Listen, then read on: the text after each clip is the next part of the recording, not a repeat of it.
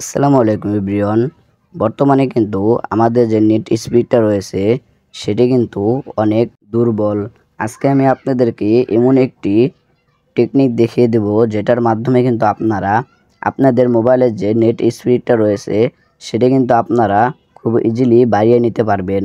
মূল ভিডিওতে যাওয়ার আগে আপনারা যদি চ্যানেল নতুন হয়ে থাকেন ভিডিওতে একটি লাইক দিয়ে চ্যানেলটি সাবস্ক্রাইব করে পাশেই থাকুন। এই সেটিংটি করার জন্য আপনারা চলে যাবেন আপনাদের মোবাইলে সেটিংয়ে যাওয়ার পর সবার প্রথমে যে অপশনটা দেখতে পাচ্ছেন এই জায়গায় আপনারা ক্লিক করে দিবেন। এই জায়গায় ক্লিক করে দেওয়ার পর এখন আপনাদের যে সিমটি রয়েছে ওই সিমের উপর আপনারা ক্লিক করে দিবেন। ক্লিক করে দেওয়ার পর আপনাদের মাঝে কিন্তু এরকম ইন্টারফেস শো হবে। আপনারা নিচে দেখতে পাচ্ছেন এক্সচেঞ্জ পয়েন্ট নেম নামে একটি অপশন, আপনারা এই জায়গাতে ক্লিক করে দিবেন। ক্লিক করে দেওয়ার পর কিন্তু আপনাদের মাঝে এরকম ইন্টারফেস শো হবে। আপনারা উপরে দেখতে পাচ্ছেন 3 ডট নামে একটি অপশন, আপনারা ওই জায়গাতে ক্লিক করে দিবেন।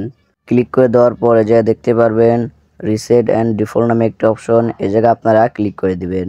ক্লিক করে দেওয়ার পর এখন এই দেখেন প্লাসের মতো একটা আইকন দেওয়া আছে মাঝখানে, এই জায়গায় আপনারা ক্লিক করে দিবেন। ক্লিক করে দেওয়ার পর এই জায়গায় আপনারা প্রথমে পেয়ে যাবেন নেম নামে একটি অপশন, এই জায়গায় আপনারা আই লিখে দিবেন। লিখে দেওয়ার পর তারপরে দ্বিতীয়টি অপশন দেখতে পাচ্ছেন এপিএন নামে একটি অপশন, এই জায়গায় আপনারা আই লিখে দিবেন।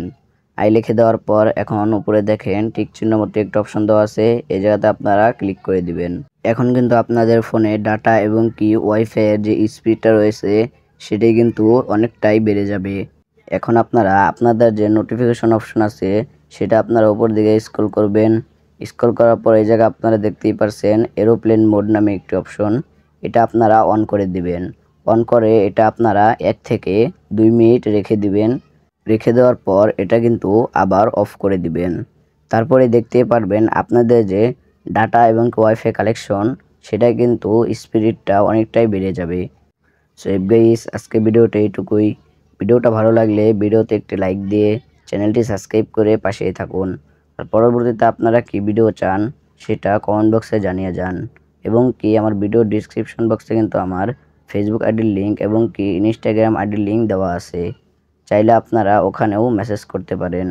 দেখা হচ্ছে একটা নতুন ভিডিওতে, ততক্ষণ সুস্থ থাকবেন, ভালো থাকবেন, আল্লাহ হাফেজ।